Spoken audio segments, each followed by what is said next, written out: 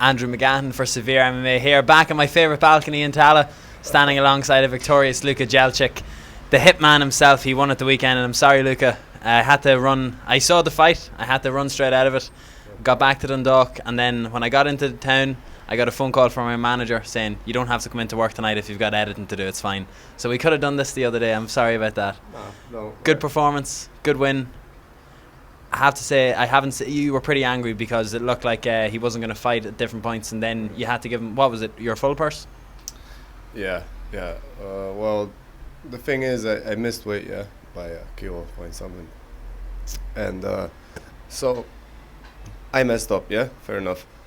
But at some point, it was just like on and off with him not wanting to fight me, wanted me to make weight at certain stages before the fight. So like, I am 75 like at 3 p.m. on Saturday or something like that. So we just we're not having that. And if you want to fight, take a percentage. Usually it's 30%, right? But since I missed for a championship weight like a kilo point something, I said like 50%. Just take it, It's not. No. It's my fault anyways. But I was slated to fight at 74, the fight before this. So I bulked up because I was fighting catch weight against the welterweight. So I needed to bulk up. Me and my coach did the right things, and then I got called again for 70. So I said, okay, no problem. 70.8, no, 70.3, 5-rounder, okay. And then I said they kept saying no, so I said 70%, just no problem, no. So I was like, okay. 75. So the deal with him was I don't fight for money, so I said okay, take the whole purse, and then he said yes. So I said okay, guess you fight for money, but then he said yes, and then the next day, like 2 hours before the fight, it was changed to a 3-rounder, and no problem with that. I messed up. I missed weight. I cannot say it's. He was just taking advantage of the situation. I can put it like that, and fair enough. Fair play. At least he wanted to fight at the end. That's all I cared about. Take the money, and 3 rounds, no problem. Earlier on in the day, when you got to the venue, I was in the back as well. You told me about it. You said that you were given 100% of the purse. And the line that stuck with me throughout the whole fight, you said, it doesn't matter. Now it's just going to be quicker. Because you were talking about wanting to go 5 rounds and wanting to be able to have a fight. It was 5. Yeah. You said it wasn't long enough for all the training and the work that you put in. And you said, no, but now it's going to be finished quickly. And it seemed like, you said that backstage. You must have been in a zone here. Yeah, but it seemed like, if we're looking at the fight, every strike you threw, it seemed like you had just intentions and focused on winning. I'm not I am a volume fighter, I'd say, but I'm not the Diaz type of guy, like putting 6 or 5 shots in. But I put a lot of shots in, and every one I throw hard. That's how I train too. Like every shot I throw it hard in training. So I have that kind of a old school mentality. I think it's proper. I think it's the right way. That stuck with me from Croatia. Like if you throw 1,000 punches in training, you're gonna throw 100 in the fight. So I need to throw 1,000,000. So I can throw, a certain amount that's gonna be fulfilling at the end in the fight. And thanks to that, and thanks to me being physically well prepared, thanks to my team, I was able to go in there and just think about having fun, having a fight, not about, getting tired and anything. He instigated the grappling though. Do you think it was after a couple of exchanges on the feet that made him shoot for the takedown? Yeah, I was watching the fight a couple of times. I popped him a couple of times with the jab. I have a strong jab, so, and all my shots are, I wouldn't call them necessarily stiff, but they land stiff. I'd say at the end they land stiff. So he is a well-accomplished Greco-Roman wrestler from Poland. Comes from a camp that possesses really good wrestling.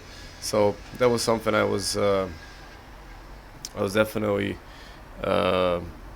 counting on, but after they changed it to 3 rounds from 5, then I knew, okay, it's gonna be move, because that's what they usually do. The wrestlers, they move, they reset you, you know, shoot for a takedown, make you think upstairs, then they go downstairs, which he succeeded. Props to him. But I was ready, SBG Jiu-Jitsu, so good stuff. There was a couple, including your pass to Mount. One of the things that stuck with me from what you said backstage, you were in Mount, he was clasping on, you were, I don't know if you were talking to him or if he was talking to you, but you were slapping the side of his ears, you picked him up, you dropped him down, his face was caught right underneath your chest, and then it came to the point where you finally broke it, and I could just see the arm straighten at him, like, this is going to be the worst elbow I've ever seen in my life. And I think from that on, the dynamic changed. I said I'm looking forward to fighting with elbows finally, because I'm a long guy with a long reach, and it's just that the close range fighting without elbows, it's miserable, you know. It doesn't make sense. It's not realistic. So everybody can throw hooks inside it. What can I throw? What am I gonna, you know, small hooks with a long skinny arm? That's ridiculous. So elbows felt really good, and I'm really happy to fight with elbows. Yeah, on the ground, I kind of took my time because I spent a lot of times in wrestling called Lokomotiva in Zagreb. That's what I did, like, most of my time there. Muay Thai in Oil Gym and Jiu-Jitsu, Black Dragon, and the wrestling in Lokomotiva, which is a Greco-Roman wrestling club. So I know what kind of athleticism those guys possess, and in my opinion, it's scary. All the wrestlers, like, out of all the athletes in the world, the wrestlers are one of the scariest guys out there. And I knew his bridge would be, you know, obviously they bridge their whole lives with bodies on top of them.